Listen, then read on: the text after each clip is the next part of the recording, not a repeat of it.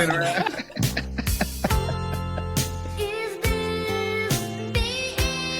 They was singing their asses off. Man.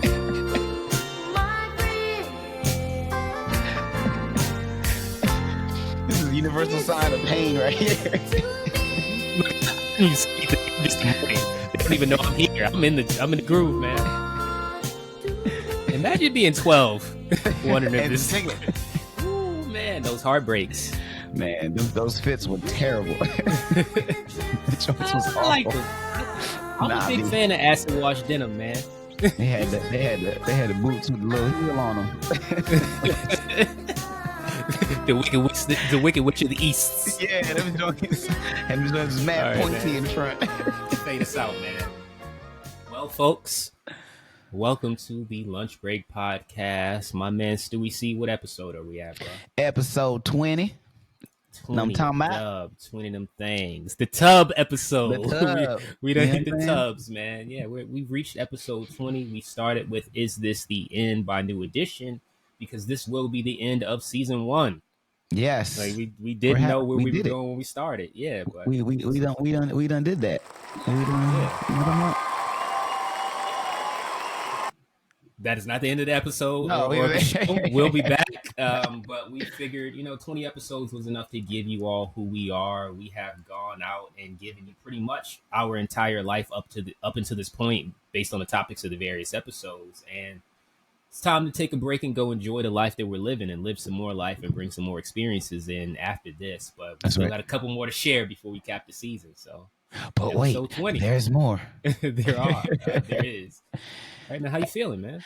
I feel good, man. Feel good. Engagement went well. Had date night last night. Work is going well. I feel healthy. Your first date night as a fiance. The first date night as a fiance. That was cool. And we are francophone people, because something about saying fiance just sounds sexy, right? It does. Yeah, it does. It makes you feel a lot more special than you normally would. Hey, yeah. Let's lead with an educational moment for the people out there, because unfortunately, a lot of our people struggle with this. I know exactly what the spelling. Yeah. Yeah, as much as we, like I said, we are francophones as Black people. My name is Antoine, right? Clearly, something about the French is just sexy to our people in our culture. That's right. For some reason, we continue to mess up the proper spelling of fiance as far as when it comes to the right gendering. Yes, so go ahead, man. Give it to the people. Fiance, when you were talking about masculine, is 2 E's. 1 E. Nah, man, a single E, dog. Come on, man. Come on. You put me on the spot. Because you said it like you had it. I know. I'm new to this, man. No, double E is the feminine. Today is a week. All right, man. Well, congratulations. Come on, give us the clapboard, man. Today is a week. Yeah. So, yes. So, male, 1 E. Female, 2 E's. Yeah, and that's the, well, as far as the language goes, right. Not talking about identity, but as far as language, masculine and feminine in the language, absolutely. The masculine version of it, is single E, double E, and I believe the accent is over the first E when you're doing yes, on both of them. Well, I know nothing about French, to be fair, beyond the fact that "wa" is in my name, Zantoine. There was this woman I met at the Women in Aviation conference that I work with. She's a colleague of mine. Her name is, well, I won't say her name, but she's really cool. And I thought she was really cool for her style. She's a satellite engineer, which is like just mind blowing in and of itself. And not because she's a woman, just because like I can't do math well. Like, what? It's like just whoa, you're a satellite engineer. That's super cool. You really do this. And like work in laboratories with lasers, and she always has to have her hair up. She was saying because fine parts, satellites, lasers, all of those types of things. So this is one of the first events. Tony Stark-ish. Yeah, it's really cool work that the people do at my gig. So. But anyway, I believe that she had like spoken French in her life or something, went to France. I can't recall exactly what happened in the conversation, but the way she would say my full name was like, because I usually tell people my name is Antoine and I go by Zan for short. And then she was like Zantoine, and it was just like the way she kept saying it was so cool. Yeah. And I never even said my name that way before, but the Zantoine. She had a little twang on it. Yeah, she had that wah. I'm really into people's accents, man. Feng shui. Yeah. All right. Sorry, man. Episode 20. We are. Tell your friends about me. Tell them. Let them know. Let them know. Let them know. Tell him. He leaned into that one. Look, yeah. You gotta see what happened here. That's my drop for y'all to subscribe and to like all of our videos. Subscriptions matter. Yes, subscriptions matter. Because we're not releasing another one until the look, mirror, see, holding up the ransom letter. No, Stuart will not release another podcast on the platforms until the subscriptions go up X percentage. Facts. You have to meet our demands. John Q, man. This is a good segue. So this is, I love Denzel. That was not a Denzel impression. We talked about Denzel last episode. Okay, my man. All right, okay. All right. Look, we can do those the whole time, right? But Denzel is fantastic for many reasons. We mentioned him last episode for a specific reason, but I just made a John Q reference. And I didn't even think about this for the topic of today's conversation, but we broadly wanted to talk about fatherhood in today's conversation. We've been toying back and forth with it. We gave some views of my view on my father not being around in the prison ministry episode. And we wanted to come in and talk fatherhood today. And I'll give you some more background and Stu, bring you in on that background so you can tell them how we got here and the types of conversations we had before we finally decided on this one. But John Q is one of my favorite films. Yeah. And as I started getting, I'm pretty cold-hearted and hard-hearted. Like I could be hardened as much as I'm extremely empathetic and caring and things, but nothing really moved me up until a certain point in my life. John Q was one of the first movies that made me cry. Really? And yeah. Talk about that.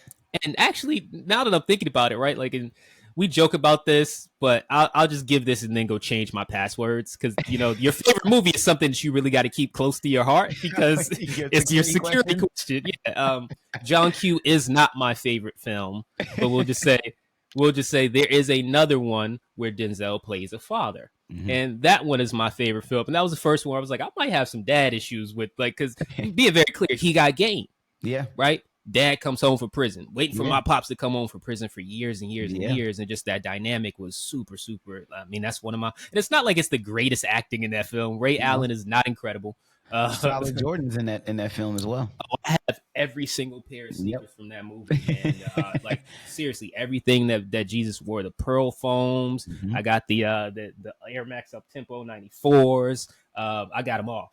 So don't leave that part out of it. Don't leave the art part out of it. Oh man, everything was great in there. But at any rate, John Q made me cry because I was like, man, a father that would do that much for his child. And we got here because I talked all over this now, but we got here because I was holding you hostage right now with my list of demands for you all to subscribe to us. But really thinking about how good Denzel did the hostage situation in that film, and Denzel as a dad and what he was willing to, the lengths to which he was willing to go, man, for his child. I was just like, is that what fatherhood is? Is that what it's like to have a dad? I bawled like a baby the first time I saw that. And when we first started talking about this, right, our conversation, pardon me, y'all. When we first started talking about this, our conversation was, okay, fatherhood. Who did you want to be your dad growing up, Stu? And talk more about how we got to this conversation. I grew up on Robert De Niro movies, man. And I just loved that he was always in this like position of power. So like I always was like, man, I bet he would be a cool dad, man. Like Bobby De Niro's my guy. You know what I'm saying? Like position of power, a leader of men in a lot of the films that he's been in. And always had a little bit of change too. You know what I mean? So there's something about Robert De Niro that I had a very a strong affinity for, and still do, to be honest. And he just fathered a kid at 79, which I'm like, go you. And it's like his seventh kid, right? Yeah, something like that. But when you get up in those high numbers, and I want to come back to why we're talking about Bobby De Niro. That's a lot of kids. It's a lot of kids, but not when you're rich. And not when you're about to be 80. Yeah, I mean, you're supposed to go sow your seeds across the earth and all that, right? Or whatever that is. Yeah. So, I mean, you keep just being a progenitor of more people. I saw True Blood. I know how it works. So, you've been your progeny. There you go. Right. That's our word of the day. I need that drop, man. My son works. I should have that joint. King Jaffe Joe Fur. So, and look, and this coin is actually influenced by Akeem having his own money. That's right. His own money. I don't know if everybody really knows that. That's part of the reason why I did this Prince in the Spirit coin. We need that clip. Now you're going to have to tell the world. But seriously, let's get back to the topic, man. So fatherhood, But y'all, so Stu just told this really awesome tale of, and I don't say tale as if it is. I was playing. He was also in a Bronx Tale. Yeah, shout out to Calogero. So, or the Bevilacqua kid. So, all right, man. See, we're gonna be really. You're gonna get everything that we are in episode Very 20. Italian. Okay, so Stu tells this wonderful tale of why he wanted Robert De Niro to be his dad as a kid, and he talks about all these attributes and characteristics. But he didn't say that the first time I found out this fact about Stu. He was like, man, I wanted to be my dad when I was younger. Bobby De Niro. I was like, we're watching a Robert De Niro film, and I'm just like, remember if it was Casino or Goodfellas. Yeah. One of them. It was probably Goodfellas. Yeah, it's probably good. That's my favorite movie. So yeah. Yeah, just learn to slice garlic from Chef Up North, basically, right? So, so they liquefy in the pan. Yeah, it's like yes, sir. This my move. So anyway, but we he just casually drops this fact, and I'm like, all right, okay, like maybe we should explore that a little more. What, like, that's not just a normal thing to say, like, hey, bro, how I wanted to be my dad growing up. Yep. Like, just like, but it's fun, and he's also married to a black woman. Yep. Right. Yeah, and so you've got this, like, it's in the realm of possibility that Bobby D could have been your dad growing up. Just saying. However, in most of the films that you like, or when you listed off his attributes, in most of the films that come to mind for me for Bobby D, I see those, but I don't see him playing a dad, which is different than my two Denzel specific examples were Denzel dad moments. The only dad moment that comes to mind for me is Bobby D as Pam's dad in Meet the Fockers. Yeah. But by then he was that you had already you said this before the film. Yeah, it was Bronx Tale he played the dad. That's true. You're right. That's the only other. Once Upon a Time in America. Ooh, that's another one. Yeah, that's another one. But Raging Bull, I don't believe he was a dad in that, or Taxi Bobby Driver. D podcast. He absolutely wasn't a dad in Raging Bull. Oh no, yeah. That's the way I don't believe. And Analyze This maybe with Billy Crystal. Was he a dad in that? I don't remember. Anger Management. I'm starting to like Anger Management and Adam Sandler and so Bobby now we could have that conversation of how when you live to be, would you say 79 years old as 79. An actor, you start putting out some films where it's like, did we really need? No, we didn't need. No, that was Jack Nicholson. Same for Denzel. Anger Management was Jack Nicholson. Ooh, my bad. Yeah, Adam Sandler. Jack. I was just remembered. Yeah, the Internship was him. He was in that movie. Oh, that was awful. Right, yeah, but like, I was trying to get us to Denzel has some of those films as well. What's one of those Denzel films we didn't need? I don't know that we needed Roman J. Israel. I don't think I saw that fro was awful. he had the W. Camu Bell joint. It's the unsexiest Denzel you'll ever get. Them glasses was big and crazy. No, and like Denzel, this is not at all what we wanted to talk about today. I gotta let that ruminate. That fro was awful. The big glasses. So bad. So look, bad. We're going Roman J. Israel the rest of the podcast, man. All right. Them the glasses though. They look far better on you than you think they did on him. That's because these are Jacques Marie Mage, and if you all want to send us a check, see, Jacques Marie that's Mage, another French reference. It is, but so. All right. Seriously, but terrible film. No, it's not a terrible film. I mean, I didn't watch it. We did not need the film. It's forgettable. Yeah. But that's the thing about when you have just longevity in Hollywood. Too. No, I like Two Guns, man. I mean, Safe House was probably like 2012. Yeah, it was earlier than you think. The last Equalizer, not necessarily. Nah, there's another one coming out. They had body doubles for Denzel. Like nobody's believing them. Man, this age is running around like this. That's how I felt about the freaking Irishman when Bobby De Niro ran into that restaurant and shot everybody and was fucking hobbling. I was like, "There's no way he's getting out of that restaurant." Like, our dads are letting us down. The men who raised us are disappointing us in their own manhood. But so the thing is, right, I actually, when we first had this conversation, Denzel was not the person that I always looked at. Like, I would want this person to be my father growing up. Mm-hmm. And it wasn't, I never actually thought about it like that. When you said it, I was just like, okay, I never really thought of who I wanted to be the surrogate father in place of based on TV archetypes and things, right? I Yeah. had just had consumed so much television that I had an idea of what having a father in the home looked like. Correct. In the absence of one. So I had continued Absolutely. to inform. Oh, well, and even down to cartoons, like this is how Homer Simpson is a dad versus how Mike Seaver's a dad versus like, you know, Patrick Duffy in Step by Step. And just like Duffy and Suzanne Summers. Good for you, Zan. Hey, man, yeah. Like, Well I really liked how Patrick Duffy was dadding. Yeah, he was and then he had blended family. Like, Yeah, no, Patrick Duffy. What's my man Matthews? What's Corey's dad's name? Oh, I can only think of Mr. Feeney's name. Right, Corey Matthews' dad, and Eric was the son. What man? What? Look, because he was just dad. That's how good of a dad he was. He had no identity. He worked in that store. Daughter, I can't think. Yeah. I can't think of the. Yeah, I don't look because they were just good parents. The like shopping or supermarket. But you know who reminds me of him? We're way off today, but we're gonna get there. What reminds me of him is the guy in Sopranos when Tony cheats his friend out of his sporting goods store, and that's where the tickets originate and all of that. The Terminator. Yeah, right. And Terminator 2. Yeah. Yes. That guy as a kid, by the way. Super scary. Super scary. Super scary.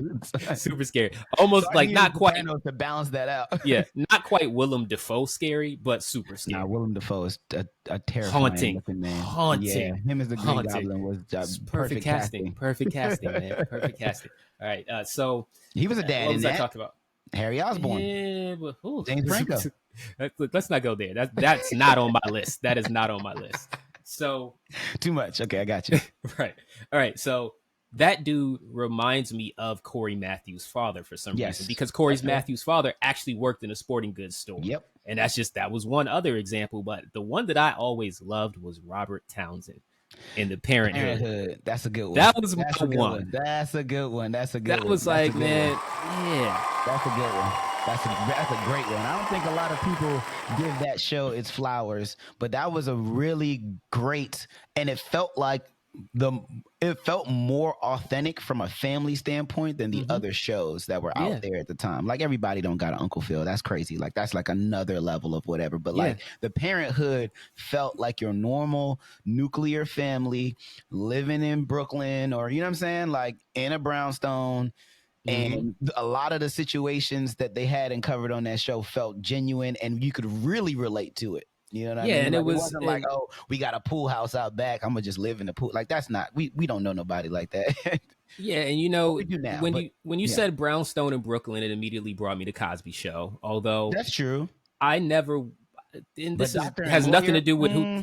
Yeah, right. Like that's just not what I did. I have no clue what Jerry. I don't know why I know what his wife's name is, but Jerry and Robert. So I have no clue what Jerry and Robert did. But actually, Robert was like he was in media or creative field or something like that. Yeah, he was in a creative field. Yeah, and that was super cool. And he would just the son was a musician too, like music. Kenny Blank in those braids. I'm out on him forever. I'm out on Kenny Blank forever. Zaria, one of the most beautiful women that ever graced television. Reagan Gomez, yes, absolutely. Little Ashley Harris was a beautiful little. I think her last name was. I know it was Ashley ASHLI. Like she was a beautiful little girl. Nicholas was funny. You got to have Robert Townsend's best friend, Faison Love, did Wendell come over all the time. That show was amazing. It was really good. Faison Love was really good in that show. That show, Wendell was hilarious. Wendell was great. Yeah, like and imagine that between Brudman and like the best friend, which was fantastic. Yeah, like, and then later on, and he had that other dude. And this dude, I don't know his name, but he's been in everything. And all I can remember is that he looks like the Sugar Smacks frog, but light skinned. Look it up. There was another friend. He has no facial hair, no like real distinguishing features, which is a terrible thing to say about somebody. Very much a prototype face. But and that dude, he's funny. He's been in a bunch of things. He was also in one of the he's not Michael Collier, but he's also been in one of those house party films. Her name was I believe Geraldine, bro. Jerry. Yeah. You know what's another name that's not a young name anymore? What? And I don't know if it ever was a young name, but Monica. That's not a young name anymore. Like but like at one point maybe it was, but imagine naming someone Monica now. I think you're talking about Bobby McGee. That sounds somewhat familiar. The dude is, I think his what was his character name Derek? in the show? Derek Sawyer? Yes, Derek. Yeah, he kind of looked like OJ. Yeah, I can see that too. But He kinda like, looks but like nowhere OJ. near as much head as OJ. No. I forgot about that. This guy. That's great. Your memory is freaking amazing. I'm sharp, man. I completely But forgot about this dude. yeah, it like when he would come over, it's like, all right, dad has a corny friend. You're right. Like not Yeah, every yeah, friend he's is as very cool as the other stiff and- friend. But yeah, but just seeing even that idea of like knowing I've never actually still to this day, I've never met one of my father's friends. I have when I was a really young kid. Yeah. But and even that, like this full world of this dad and seeing those kids and their dad is creative, and even knowing that I had creativity in me as a kid, and it's just like that was one of my favorite examples of just it makes sense why that resonated with you. Absolutely. And he was always just off in the dream world, like just even the times flashback joints. You know, some of my least favorite episodes of every TV series, that is every serial comedy television series, so every situational comedy, my bad. So every sitcom is when they give us the serious episode. So like you talking about the Dragons episode of Family Matters? Well, I was gonna get there, right? And it would have been a good point when I put my glasses on for us to hit that. I'm an artiste. I'm an artiste. That guy's name I don't know. Yeah. But back to black actors. Love that dude. He was in Malcolm and Eddie. Yep. The only real bright spot in Malcolm and Eddie. Yeah, very underrated show, by the way. Go look that guy's name up, and I'll finish telling the story of looking for. Thank you, man. Look, we're figuring this out. This is gonna be a good point, season 2. So we're gonna have it up on the screen and all types of things. You all have seen the quality of our reels over the last few weeks. We are a content warehouse right now. We're getting it done. So that guy. Shout out to Zach, man. My man been chopping it up. Speak in one voice. I speak on behalf of the podcast. They don't need to know that's me. So the guy, the one episode that I really don't love, like I was saying, is the serious episode in every season of a show that's supposed to be a sitcom. So yes, there's that Dragons episode where the Dragons kicked Eddie's you know what and tore up Rachel's place, but there's that episode of the Parenthood when Nicholas has a gun. Yeah. And it's like, what is Nicholas doing with a gun? Like in New York City. Like, and he's just the kid that's always wanting pie and stuff. Like, what? Like, how did we get here? Is this the perils that are in our world right now? Yeah, I just but otherwise, show stellar, A+. Like, wherever we need to put that out there in the world. I don't even remember what you're looking up right now. Jamie Cardrick is his name. Big guy. Jimmy Carter. Malcolm and Eddie. Wow, I've never seen that because the reason I know everybody's names like this, just actors in general, but also black actors, is because I watched the credits. He passed in 2000. What? He's from Savannah, Georgia. 2000? He's been dead for 2000 was 23 years ago. He was 7'1". That's a big Nope. Was he? Yeah. Okay, so stay on this page. Don't read any more of the sad facts, though. I don't want to hear anything else sad about him. 2000 was 23 years ago, and I don't think you really sat with that when I said it. Yep. Like, yeah, stop looking at your computer screen and really think about that. 2000 was 23 years ago, man. We lived a lot of life. Yeah, all right, and then 2, that guy's film credits are pretty fire, but I feel like 28.5% of his film credits are him in a prison cell. He was always the big dude in the jail whenever somebody was coming in. Yep. He played Mad Dog, and then he was it's true. Him and that other guy. Him and that guy from Tony Danza. He was in Who's the Boss? Yeah. That's a I'm deep looking cut. at his credits right now. It's crazy. But man, we were like 4 when Who's the Boss was out. Like nobody really remembers. Mona? Yeah, I mean, I used to watch I that remember joint, it, but like I think Tony I was Danza more was into my guy. See, so you know what hooked me? Mayo. So you know what hooked me into TV shows when I was a kid? The theme song. Always. And Who's the Boss didn't. Charles in Charge had the fire theme song. I sing that song to Venice all the time. She loves it. Her tail starts wagging like crazy. That's her joint, man. Blue Eyed Soul, bro. Hilarious. Yeah. It's yacht rock, basically. Yacht rock. You're right. Like they were giving us that yacht rock on that ABC circuit. And it's the pitch that they give us too. It's like, oh man, and then you see the roller coaster riding down as they're singing the show. Step by step. Had a roller coaster too. White life in the 90s, bro. It's just like that's what we were trying to figure out, man. Like, oh man, look at people living in homes. Look, it looks fun. And that's so bringing it back to Jay and our Jay podcast love.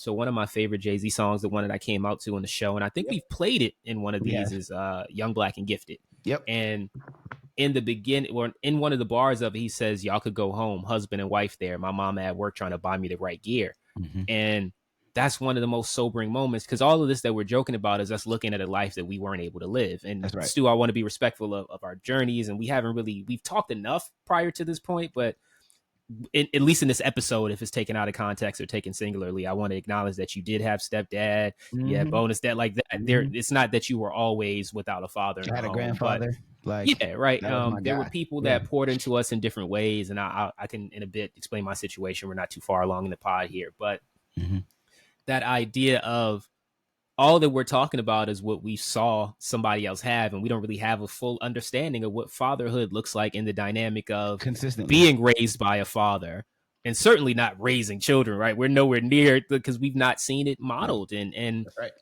except for on television. So we're looking at these people, these archetypes, these examples of what's a good dad, what's a bad dad. Y'all, I've said before, I love Seventh Heaven. Yeah. I just thought Pastor Camden, Yeah. he was I just thought Eric Camden was one of the best dad, because first of all, you got way too many kids in that house. It's house is paid for by the church, though, so God bless. That was a beautiful thing. But it's just like, whoa, there's a lot going on at all times. Plus, you're having to serve your parishioners, and you have to, like, just that guy was probably my favorite example. If I'm really being honest, I've gone back and watched it recently. Like, Eric Camden was like, man, that's like, you cared about these kids. Like, that's good dadding. I would like that in my home. And then you get those examples from the films and all the things we talked about with Denzel or Bobby D. And we're trying to inform. You said something one day on one podcast. It was when we were talking about Ta-Nehisi Coates' Between the World and Me. You talked about, I don't know if it was emulating, but it was something about the examples of men and how we didn't really have those black men in the home. So I got really lucky, I would say, in a lot of instances, to where, you know, when my father wasn't around, you know, my grandfather like was always there. You know what I mean? And then and then my bonus dad was there, you know, because my grandfather passed in 2005, right as I'm about to graduate and come to Morehouse. And then but then I had my dad who like looked out, like my bonus dad who looked out, like took care of me. To this day is one of my favorite people on the planet, because, you know, when my mom passed, he promised my mom that he would make sure that I was good, which is like, I just respect that so much. Like, for a man to be able to say, like, I love this woman and I love her son as an extension of that enough that I want to make sure that he's good forever. And like, that was so special to me. Thank you for that. Yeah. I don't want to go too far past that, because that gave me a really good connection here to the only example I can really say I saw fatherhood. Although he was significantly older than me, so kind of like your grandpa, right? Having Grandpa Henry, I had Grandpa George. And I'll get to it in a second, but I also wanted to, it would help me, but maybe also help the audience. So I hate using this term like fatherless, but like, can you give us a quantification of how many years you feel like you spent without a dad in the home, or the years themselves? It was like, from like 5 to 7, there was nobody there type of thing. Like, what did that look like for you? I want to say maybe from like about 6 or 7 to like 14-ish, 13, 14. Yeah, I mean, that was a bulk of the time, but, you know, I would also say that was the time when you did not have a father present. Yes, my father present. Yeah. I had my grandfather, my grandma, I had my uncle. You know what I'm saying? Like, I had people, like Uncle Ryan was there, Uncle George, like people were there. But yeah, didn't have that father. And then my bonus father came into my life when I was I want to say about 10 is when they got married on St. Patrick's Day of 1997. So I was 10. And so we started to build that relationship over time. And that was when I was doing summers. I'd come to Maryland and we started to build that relationship over time. And so I got really lucky in that regard, and going to Maryland, just having more examples of father figures. And, you know, my best friend's dad, Mark Wannon, you know, Keith Stewart, Lee Hedgepeth, like all of these people that I continued to meet, that I was able to see them be a father to their children, multiple kids in the household, and like hold stuff down. And so that's where I started to like, and then even later in life, we got Randy Hall. We got, we got people along the way that help shape who we are as men, and help kind of change the, not change, but also just influence in a positive way how we see ourselves in the world, what our duties are, what it means to be a father, a husband, a grandpa in a lot of instances too, right? For Papa Hall. So like, so I can't say that obviously having a father in the home would be great, but I think over time I got really lucky to be able to have these people that I could kind of, I won't say eavesdrop, but I can just kind of look from a distance and be like, okay, so that's how you do this. Okay, bet. Like this is how you move this way. Cool. Those portions of those lessons were fruitful for me, most definitely.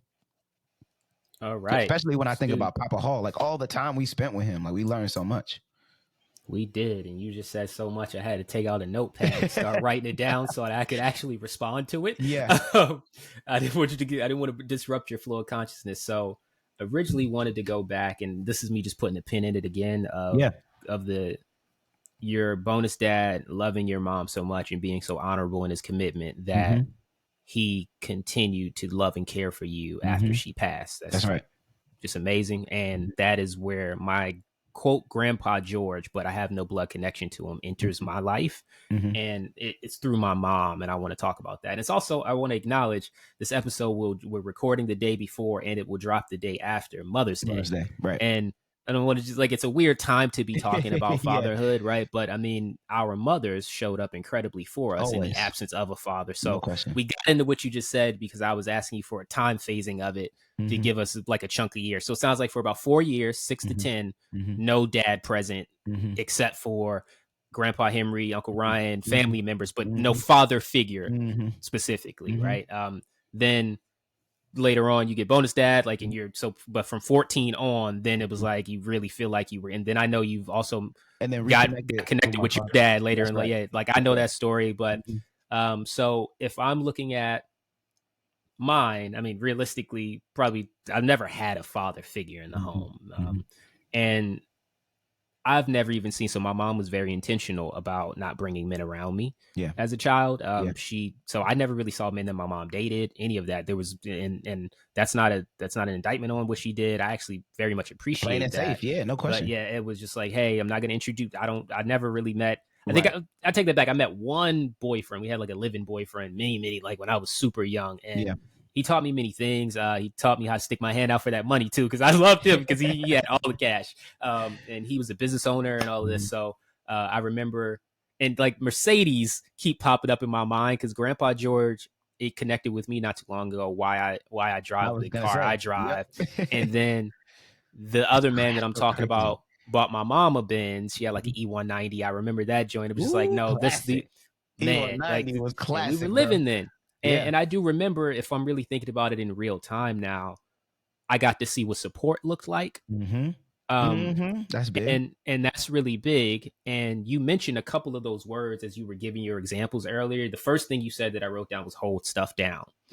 And this is right to what we've only seen it on television. And then we see these examples in these men, and the words that we pull out even today is what we look at as being a man and being a father and being a husband. And the term husband itself, actually husbandry might be good to be our word of the day today. And I don't think in order to be a father you have to be a husband, right? Although you're newly engaged, I am married. Like we're not, that's not what I want to stick this in right now. But husbandry is actually a farmer term, or it's an agricultural term, and a husband is a farm. Husbandry is the act of farming, taking care of land or livestock, I believe, one or the other.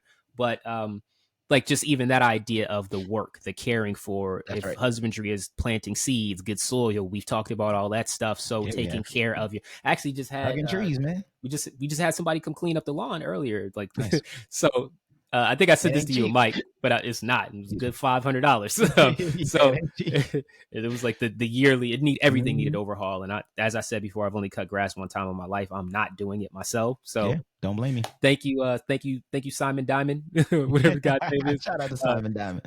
So what was I saying? And it's funny. Just I You do need talking to say about you this. talking about husbandry and its Yeah, correlation to but I tilling do the want to say land this and real quick cultivating. on the grass guy. So I had to send him the money on Venmo, and I Mhm. was trying to click through the other people's Venmos that sent it to him to see comparative prices. Like, man, is he overcharging me or Yeah. whatever? And I couldn't see the prices. So you got your stuff on lock, Simon. Um, let's hope you're not cheating me because now you're on air.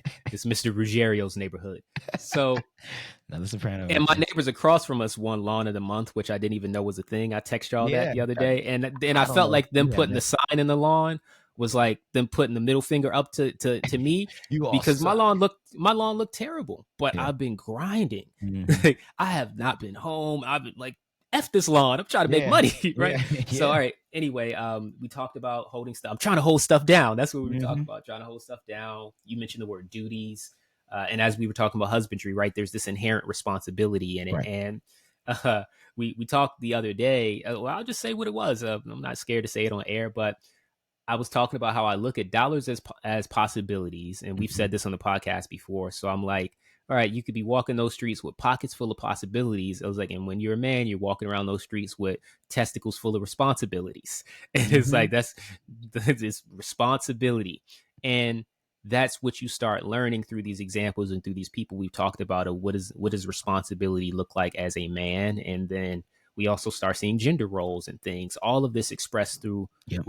our engagement with fatherhood. So I'll or the examples thereof. So bringing it back to my time phasing, besides that guy that I mentioned that had bought the bins and like showed me what support looked like and all these Hmm. other things. Thereafter, my mom didn't really have anybody that I could think of in my formative growing up years. Once I was Hmm. grown, she had a boyfriend or whatever, but I didn't see anyone in the home. Hmm. And that was intentional on behalf of my mom, or it Hmm. was just that she never got to that point with anyone that Yeah. necessitated You that type weren't. of Yeah. introduction. Yeah. So I pretty much was just in the house figuring out myself, right? And Hmm. then my mom often said, I've said this before, she raised me like, I can't teach you to be a man. I can teach you to be a gentleman, show you the way that I would want to be treated as a woman, but there are certain things, there are man things I cannot teach you. My mom often So, said something to the same effect. Yeah. mhm. So I remember examples of men, let's just call it men, not necessarily fatherhood, but I did see Hmm. their sons around them through church. Yep. So I went in Baltimore, went to New Antioch Baptist Church, Yep. Brother Lewis, Deacon Roundtree, those guys coming every day, picking us up, or not every day, but like every Sunday being there. The away Bible camp where I won like my little Hmm. Bible scholar trophy. Those guys every Wednesday getting me for youth Bible study from, Hmm. I think we were doing it at Randallstown High School. Like Yep. those men showed me mentoring, showed me men showing up for boys without fathers in ways that I don't even realize until I'm sitting here talking about it. Just Yeah. incredible. And then there was Grandpa George, who is my mother's godfather. And it's important to note that he used to be my mother's grandmother, so my great grandmother's boyfriend. Hmm. And my great grandmother, I don't think she died of polio. I think she died of cancer. But Mm. she had polio. That's another story. My Wow. mom doesn't like cats because they told my mom when she was younger that my grandma's leg was drawn up because a cat got to her, but it was honestly because she had polio. So it's Yeah. like that's why my mom is definitely afraid of cats. So it's like the stories we tell kids are just nuts. So You just pass it on. yeah, then I don't like cats now for the same reason. It's just completely irrational as a fear. Yeah. So Grandpa George was my great grandmother's boyfriend. My great grandmother loved her granddaughter, Chi Chi. I think he Hmm. gave my mom her name, Chi Chi, Oh wow. actually. He named her, yeah, her nickname. And he promised my grandmother, much like your bonus dad, if anything ever happened to Chi Chi, I'll make sure she's looked after. Hmm. So George kept that promise, and back to honor and duty as a man, he kept that. And George went on to marry a different woman Hmm. who I look at as my grandmother, Hmm. Grandma Mama Lee, like, and there was Hmm. George. But it was interesting because he always welcomed my mom into his life. And Mama had several children of her own. Hmm. And George, I think, had two children. So, like, big blended family. And Hmm. Mama had, like, I mean, honestly, it might have been upwards of like 11 kids, bro. She had a Wow. lot of children. Yeah. And George, Charlie lives in an area of Queens. I won't like drop a pin on her location, but she lives in an area of Queens that in many ways George Collier built. And Mm. when I first seen where she lived, it tripped me out because I was like, I've been going to these buildings my whole life. And she's like, what do you mean? And I'm like, if there's like 2 blocks from your house, there's a plaque with my grandfather's face on it. Because he Yeah. was the first black man in the IBEW Local 3, the International Brotherhood of Oh, yeah. Electrical Workers Yeah, yeah, Union. yeah. He was the first black man in that union Wow. and worked as an electrician for like 40 years. He was one of the most brilliant men I've ever met in my life. And Nah, we gotta clap that up. That's crazy. That's that legacy conversation we talk about quite a bit. I feel like these are George Collier glasses. Like, so George he taught me many lessons, and maybe that's one of the things we talk about, those lessons from surrogate fathers. And there were so many things. Like, one, I remember calling him crying because I got a B on a test once. And he just taught me to give myself grace because he was like, a B? Like, do you know how smart you are in total? Do you know all of these other things? And it's like, Georgie, I got to, and he's sick. Like, this is a man that my mom calls her grandfather. So, and it's her. So he would basically be my great grandfather at that level, essentially. And he just, I mean, just everything about him was impressive to me. And because Georgie drove that gray Benz, and I knew Georgie was well respected by everybody everywhere he went, and the neighborhood he lives in is predominantly Jewish, and the Jewish men just deferring respect to him all the time. It was just like, hey, George is a pillar of this community. And he also they would so one of the lessons was George had, I can never quantify how much money he had, but in my mind he was super rich. Especially like, when you're younger, it's just like heightened. Yeah, and what I'm wearing right now is not quiet luxury, right? Like, I often wear loud clothing. I'm not necessarily logomania guy. Typically, when I'm wearing designer brands, I am wearing things that have minimal details because I don't like to, that's just my style approach. But George, I knew he wore Bally shoes, so expensive dress shoes, still today, but like no logos all over him or anything, right? And George would intentionally tear holes in his sweaters because he didn't want people knowing he had money. This is an older man at this point, right? But he like, and then thinking about 40 years in a union and all of that, like, and George had pictures in his house of him shaking MLK's hand, and when he was a young man, and I mean, just I had like, super, super impressive. I carried his casket at his funeral when I was like maybe 19 or something like that. I was a pallbearer, man, just like George Collier, and that man was a father, godfather, grandfather to my mom, whose dad was killed early, right? Stepdad for a little bit was also out the home, but just knowing these men that can be father, he was a father to generations and many people, like just like a patriarch of many, many families, man. And you get this. So sorry, my bad. I had to give George his flowers in this moment. And like just that Tropicana orange juice thing I mentioned last episode. His house introduced my mom to Tropicana orange juice, and I'll give you just a little more. Sense in the world. Yeah, and I'll give you a little more, and then I'll get off it. But so George, back to that duty. George raised my mom. So Monday through Friday, my mom left Brooklyn and went to Queens and went to school out there in nicer schools and was raised by a fan because she had a young mom, right, and was raised by a man. And his wife of his ex-girlfriend's granddaughter was like, hey, look, I'm taking care of her, and raised her as if she was like one of their granddaughters/daughters, and like just had a completely separate life from what she would have experienced in Brooklyn. Of course. And like just so much of who I am today is just passed down through him, and the thing that he taught her, that she's like, no, George Collier is a man that will want things to go this way. And like her idea of a man, and so much of my identity is encoded from those examples. Yeah. So give me some of your lessons that were like, oh man, I mean, a lot. I would say I learned a lot from my grandfather. Like, great example. Like, we moved into this house, and my closet was just one little bar that ran across, and it just, I put all my stuff on it. It came down. Like, hung everything up. It all came down. So I had to install my own closet system in my room that I'm sitting in right now.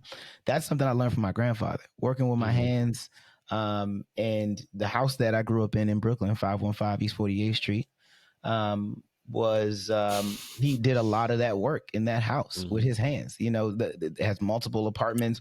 As a kid, I followed him everywhere. Like, I mean, that's Henry's grandson. That's Harold and Carol's grandson.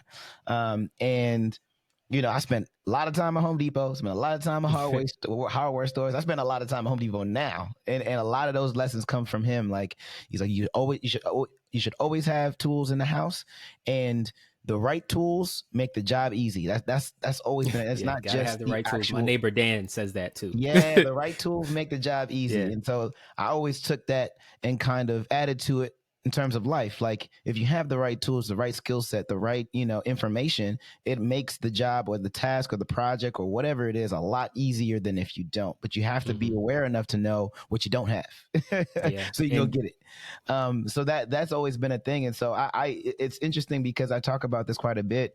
Like my connection to photography and even in TV and movies come from my mom. My connection to working with my hands and skill work comes from my grandfather. So like a lot of that, I get from those people. And so that's I would say that's probably the biggest thing for me is like I'd rather do it myself in some instances than pay someone to do certain things, and I get that from my grandfather. Don't come shade me for having paying my lawn guy. Because I still don't cut my grass. To be very clear, No. I don't cut my grass. My ancestors worked hard for me to not have to do this. No, but I will say this. So but that generation, amazing when it comes to doing that work as well. So it's like it doesn't. That's you don't have to do that. You know what I mean? Like, so I'll say this. Back to that generation. Hard work defined. Yes. And that's really important because George, again, an electrician. So and then back to those things about being legendary. George wired some of the bridges in New York. Like that's like mind-blowing. That of course he deserves a plaque. Right. Yeah. And I think it was the Kosciuszko Bridge, or I'm not quite sure which one it is, but it's just like, dude, that's incredible. But I mean, even to the work that my mom did, the old Metro Chase building on, or Metro Tech, my bad, Metro Tech building in downtown Brooklyn. Yeah, like that's how she got injured.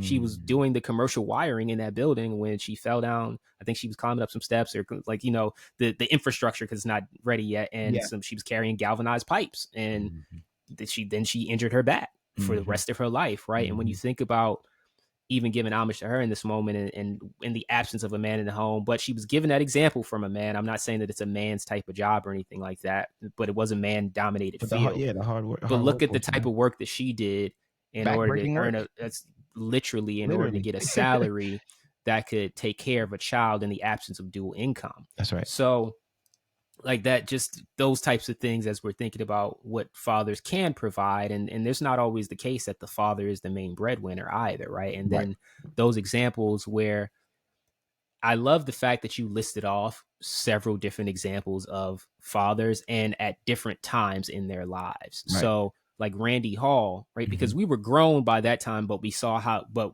we didn't get to see fathers. Like the example that Randy Hall gives me is not the father raising his kids, it's the father having authentic adult relationship with his children and still being there for them as an adult. And it was like, because we got to see Randy Hall when Austin was grown. Yeah. Right. So seeing that's a really beautiful example to get to see. And then in that idea, right, it's not looking at dad as provider, it's looking at dad as nourishing you in your spirit and giving different types of advice. And as an anchor, you know what I mean? Like he's just like that support. I mean, he's just that supporting looks figure. way different in that support. And it's like, you may not always see that in the Patrick Duffy example or those people on television, right? But that was an example of like, no, this is fatherly love. Yeah, going to Austin shows. We used to go to the city and go to the stand and see when Austin was starting. Like all those things, or when Aaron's throwing an event and they pull up, and it was just good to see that's what it's supposed to look like. Yeah, and a thing that's really tough, man, back to that absence of father in home. So we talked about this, but expressing love between men was really difficult for me because I had never saw it. And then, the type of environments that we grew up in, the heteronormative culture, like they would have things, it was like, man, what you trying to like hug dudes and stuff? Like, we grew up in a really weird environment and era that was rife with homophobia and all of that. So then you get that, it's like, I don't really know like how to do this because it's so simple, but like I didn't have a dad kissing me when I came home, bro. Yeah. Like the smallest things, like, yo, I've never, right? So this idea just like, oh, you could kiss a man on the forehead and it would be fine. It's like, no, because I had no man to be tender with me. Yeah. And that thing, like that part is missing. That's a part that, I mean, I think that's the portion of it that's very different. Because I never got that, you know what I'm saying? That tender, I think a lot of my upbringing, especially with my mom, because my mom knew that, it was just her in a lot of instances. you know, she wasn't soft with me. Like my mom wasn't. Yeah, my mom wasn't very, Body you know. stuff. Yeah, she Now wasn't let's just be tender clear. in I in need that this way. on the tape. Yeah. So I'm trying to think of the right way to say it because I clinched up at the moment. But like, let's be clear. My mom over rotated on the Oh yeah. authoritative and Yeah, mine disciplinary, too. and Yes. black moms who are moms of single moms and Son. moms of boys, Mm-hmm. I feel often do that. Mm-hmm. One, because it's this thing going through. One day he's going to grow up and he's going to try you, right? And they got to think like, oh no, he's going to be bigger than me. But because Mm-hmm. like my mom, an electrician, right? Mm-hmm. So just Yeah. strong woman, Right. and Around and dudes all and day. the Like, you know and what the I'm saying? Like, discipline, yeah. yeah, they weren't soft with us, man. No, they weren't. And like my mom was not. I mean, there were tender moments, but like, Oh yeah, her for job sure. was like, look, my job's to prepare you, and also some of that is that I Mm-hmm. think she knew she wasn't gonna have that Yeah. much time because of her ailments. That she was just like, Mm-hmm. it was almost like she's crash course raising me, Mm-hmm. and that just wasn't a prioritized component because it was like I got to give you the things, like the Yeah. real things. So Yeah, yeah. even like so the tenderness, we miss that, and not saying tender like the just seeing what an example Mm-hmm. of male tenderness could look like. We miss that. I'd say the broad example of supporting a woman directly, Mm-hmm. where you got That's it true. later in life, right? But I've Yeah. never got that. And what I mean is when your bonus dad came along, but I Yeah. never really got what Yeah. emotional support looked like, or any of those things, or how to Yeah. love. There's a book on my desk by Dr. Ron Elmore, How to Love a Black Woman. Mm-hmm. It's like, but legitimately, some of us black men need those manuals because we just don't. Never had to. Never saw it. Yeah. We've not seen what commitment looks like. Mm-hmm. That's like true. just Yeah, the that's a good idea point. of being committed and dedicated and waking up every day and saying this is the person that I'm going to do this path with, Yep. right? And like obviously that's ringing out to you, I'm assuming, based on what Oh, you it's just hitting. committed to, right? But like it's not Absolutely. been modeled for us. Yeah. And there's so many things about just being in relation with a woman, partnering with it, all of those things were absent without having that father in the home. And what I love is not about not having a father in the home, but I love the idea of the eyes, because so much of what you learn, and I've got some really great examples of fathers in the kingdom men that are dadding their Mm-hmm. little ones right now, and then we got Randy and Layton, and just like Yep. seeing all of the homies. But what I was gonna say is I really love the idea of the watching and how much kids watch you, and knowing that unfortunately that's what we miss because it's less of the lessons. Mm-hmm. Back to the question I was asking, like, give me the 5 things that so and so taught you. It's less of that. It's what did you watch Yeah. day after day That's right. for years of time? And what I was watching was television, Yeah. right? Because Yeah. I didn't have, but just to be able to see someone's movements and see how they live their life, Mm-hmm. and really like, and that makes you even think about living, like, what is your character Yeah. as a human being? Because that person, everything you say or do has to jive with who you say you are, because this person's watching or these people are watching every Man, single thing you do. bruh. I could talk about that forever because I lost so many people at such a young age that like that weighed heavy on me. It's like Mm-hmm. if so and so saw this, like what would they think? You know what I mean? Like Mm-hmm. that loomed large over, you know, that Mm-hmm. crown that's like above. So yes, that resonates with me more than you know. Yeah, it's so it's an interesting thing where I guess I'll move in this direction, right? So I was looking at pictures of my grandma this week. You Mhm. probably seen some of the stuff on Instagram Mhm. of my grandma trying to show me her new haircut. And when I'm looking at Hilarious, my, by the way.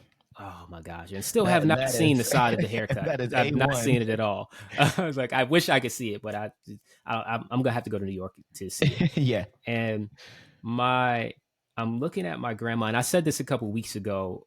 I'll say this in 2 ways. So I'm looking at my grandma, and she takes those pictures where the phone is like, it's like she's looking Yes, down at the the phone. angle It's really is close. yeah. But it hit me because she takes a lot of those pictures and has over the years since she's had a cell phone. And I Mhm. think about growing up. And that's the view you see of the people who are older than you, is you look up to them, That's literally. very artistic. So Yes. seeing grandma's face, I'm like, this is the face I've been looking up to for 35 years. Mhm. And I'm seeing that face change, just making my heart tenderize and Mhm. realize, time is ongoing, and time is not stopping for any of us. That's So right. just seeing that face change over the years, and I've never seen my dad age really, except for, I mean, when I started visiting maybe 10, 11 years ago now. I've seen that, but Mhm. I never got to see my dad grow into the All the man time. that he is, Yeah. type of And thing. that's kind of been a thing, right? Like we've seen that. Mhm. Like that's been like a, not social media, but it's a thing that has reached our consciousness is, black men deserve to get old, right? Like Mhm. that's a thing. Like that's something that a lot of us haven't seen as well, right? Like Mhm. it hasn't really been a thing. So Yeah, I this is the Age get that. Gracefully podcast, because we probably got some mentees We out there watched. listening who haven't seen people be 35, 36 yet and do Yeah. whatever we're doing too.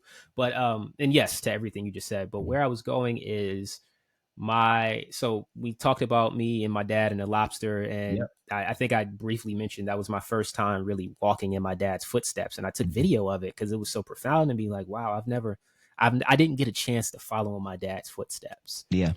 in my life. And Mhm. when I pair that moment and I'm thinking about looking up to my grandma, I was looking at pictures of me the other day. And as I'm looking at photos of me, like actual selfies, and some of them are like shot, selfies would be from that same maker, not the old person way like my grandma, but I'm Yeah. looking at it and I'm thinking of what will my kids say looking up, like looking at it through the eyes of my soon to be here daughter. I'll make a little announcement now or Yeah, whatever, hold right? on. Hold on. Yeah.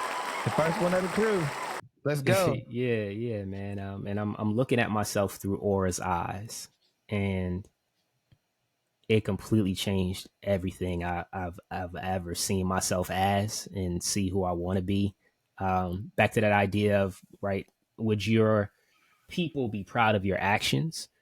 I'm looking at it in a completely different way. Is that Yeah. person looking back at me, would they be proud of how I'm spending my time, what I'm doing, who I'm hanging out with? Like when you think about your Yeah. friends, Yeah. I'm thinking Yeah. about like, all right, you had Derek and you had Wendell. Like, Yeah. is Eric, like, is Aura going to look at Wendell like he's cool? And then like all of those things, Yeah. man, you just start looking at your life completely differently. And it's been interesting, right, on the precipice of Mother's Day, as I Mhm. think about Liz becoming a mother, and I think Mhm. about me being a dad proximal to that, and you're on completely different journeys too, Yeah. right? I'm not growing a child inside of me, Yeah. and Whew. but I'm Different. seeing one grow Mhm. every single day. And like she was a bunch of grapes last week, and the week before that she was the size of a Mr. Potato Head, and like just Mhm. all of these little. At one point in time, she was the size of an olive, and Mhm. seeing these steps along the way and stepping through it and thinking about presence and being able to see that person every day from your eyes, especially as an artist and somebody who really does take so many pictures and moments visually, Yeah. mentally, of people I love and things that I love. Like to be able to have that and know that, unfortunately, I was absent from my dad, so I think about what he's missed over the years, Mhm. like all of those moments, and then I think about back to me looking at me and looking like, wow, what is she going to see, and will my daughter think I'm cool? Yeah. Right? Like when my daughter listens to 20 episodes of this podcast, will she look at the measure of the man her dad says he is and say, yeah, that's who I knew my dad to be? Yeah. And, you just found out what, like maybe 2 months ago? Yeah. Yeah. That sounds about Yeah. right. But we started recording. It was like late February, I think, Mhm. is when I was finally allowed to say something. Mhm. And it was, but I found out on my birthday. Mhm. So that's Yeah. December December. 14th. Yeah. Right. So, but we started recording like the week after Yeah. my After, yeah, birthday. like January So 3rd or something like that. Yeah. I've been Mhm. dropping little gems this entire time about just, hey, this is where I'm going. All of who I've been over these last 20 episodes, my thought processes are probably a way different man than they once were, because Aura's given me renewed purpose and renewed understanding of my purpose. And Yeah. this idea of who is Zan. We even talked last episode about like, I had to kill Zantuan, and like Mhm. continue like, right now I'm a Papa Bear. At the Mhm. pop up, I was showing people like, hey, my bear, and I'm Mhm. also a Papa Bear now. Yeah. And it's just like that, your identity in a moment, and in a moment it changes, and then it continually shifts and changes because she's not even here yet, and I'm constantly confronted with, all right, man, like how am I looking at myself? Am I looking at me as Zan, or am I looking at me as Aura's dad now? She already got mad sneakers. Like, Man, just kind of like she already about to be fresh. she got some twos this week. Yeah, see? I know You're nothing gonna be about children's sizes. They're like from the time she got stuff from the time that she's like 6 months until she's like 7 years old right now. It's like yeah, I don't yeah, know anything about sizes. a gamut. Because she's gonna Yeah. wear all of it. She But doesn't have she doesn't have the the biggest. Like I've seen Rohan's kids collection, and it's Mhm. like it's probably bigger than your collection. I believe it. So Oh, I I have won't say no it's as problem crazy as believing that. mine, but it's got more heat than mine. So she's nowhere near that. I started very late Yeah, with the sneaker thing. I late. found out I did. No, like some people have been collecting before they even thought, like before they knew that they could shoot Yeah, something besides blanks, yeah, right? yeah. So That's true. there are people like when they were shooting dog water, they were out there like, nah, I'm gonna have a kid one day. Let me Yeah, start collecting sneakers. I yeah, started just a few months ago. But she definitely has some heat. yeah, I've got quite a few. Like the super exciting thing is, yo, I got another little accessory. yeah. It's, it's like anything, like she's an accessory to my fashion anytime we're out together. And I'm like, I Yeah. get to dress something else. This is sweet. Like, I'm so hyped about, man. You're a Essence, creative the Essence designer. private sale. I was adding cardigans for the other day. I'm like, oh man, baby's first True Luck Charm onesie. It's Gonna be good to fire. see you like this, man. It really is. You're gonna be great. You've lived a lot of life, and I look forward to how you grow as a man, how your art grows, how you show up in rooms, how you show up, with your family, all of those different things. It's crushing Because to your identity, man. I'm telling you, like I'm even thinking, oh, I'm just like I'm a dad showing up in rooms now. It's yeah, like yeah, dude, it checks my cool instantly. It checks how I was it's like, man, humbling. no, just do you're a dad. Like, yeah, Yeah, just I mean, it's this is not about me anymore. yeah. Even talking about art. So some of you have seen, and I see we're pretty much at time here, but some of you folks have seen the artwork that I'm going to start working on over the next few weekends. Because Stu, like we said, we're going to take a break between this podcast. So now I have time to do other creative outlets for a bit. And the artwork is it's called In My Father's Hands. And parenthetically, I've noted Aura. Now Mhm. you all understand why I've called it that. It's a painting of my hands, because just that idea of just hands being there every day to reach out to you, and how my kid is going to look at my hands, or like everything that these hands have done, everything these hands have worked on to build for her, Mhm. literally and metaphorically, just those hands. And it's like the hands are larger than life on the canvas, and to see those hands reaching out to you, I want her to always know that these hands are there for her and these hands work for her. And That's dope. she's the look, she's the sprout of the seeds that these hands have planted, man. And like, and I don't mean that in, I mean that in all of the spiritual context, and Husbandry. just yeah, right. That, which is our word of the day. But yeah, just that you said the art thing, and I had to get that Oh, off I with that already know. painting. I'm super excited to start that, man. Yep, And yep. then that's the other thing about, just it makes you look at yourself aging in a different way too. Because like I'm looking at, okay, these are my hands now. I remember how George's hands aged over time, and Yep. mine are aging, and just like, what is that going to look like for the next however long God allows me to be here with her, as she sees her dad grow into an old man, because we deserve to get old, man. Yeah. So Yeah. yeah, I'm I've excited got for you. different ways of looking at me now. It's like, man, I'm all over, That man. means you're doing it right. Because if you look at yourself the same, you're not paying attention. So that's Yeah, that's exactly the way it's supposed to go. yeah, man. Proud of All you, right, man. well, yeah, got a little announcement out or whatever. So it was killing me before I actually told you. Well, I can't even imagine what that was like. Because Like I had no one to you guys talk could to. probably assume, me and Zan talk pretty much every day. We text every single day, like multiple times a day. So for that to be our connection point, and it be and be so frequent, for him to not be able to tell me So something is like there's a difficult. point in episode like 4 where I say, that's really funny. In about 7 weeks, I can tell you why that's funny. Mm-hmm. And you were like, what? That's a weird time. It's like yeah, that's a very specific amount of time. It's like, because that's when I knew we'd be beyond the first trimester. Yep. So Yep. all that talk about geriatric pregnancies and stuff, we talked Yeah. about that on Yeah. air. Yeah. Yeah. Like, Yeah. Yeah. Yeah. Yeah. Yeah. so That's you had right. no That's clue. right. You had no clue, That's man. right. Shout out to Like Serene who made moving our a yeah. cameo. Moving our moving our times up because I'm at the OB. Like you had no clue that that's been impacting the podcast. And No clue. back to just living a lot of life. I've been living a lot of life at one time. Yeah. Job changes, baby on the way, like just everything. And everyday life is getting more real and more responsibility is coming. And I'm like, whew, Yeah. it's the speed of life. So we just need a little rest, man. Yeah. Let's go ahead and Retool, play it out, man. I know refocus. you've been getting there. This Um, is yes, this is season 1, season episode 1. 20. It's been beautiful. Yeah. It's been great. Had It's a lot nice of fun, capsule. man. We had no plan coming in. This is Man, we coming back, man. What are you talking Oh about? no, I'm just saying we had no plan coming in. No, we have the plan coming out of this. Let's be clear. Mr. Hollywood, bring us the monies. Come on, let's go. We got mouths to feed. You already know. Mouths to feed. Just tons of them. Got a dog too. I got a dog too. Yeah, man. You really going into the Simpsons right now, bro. Yeah.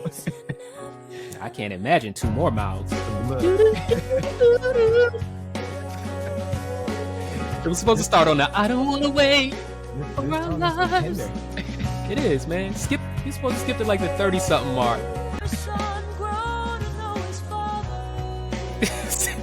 There you go. Cute. Killed it. That was the one. There it is. Speaking of theme songs, yeah, that's where it goes. What black podcast do you know giving you the Dawson's Creek theme song? Oh. Nobody. Nobody.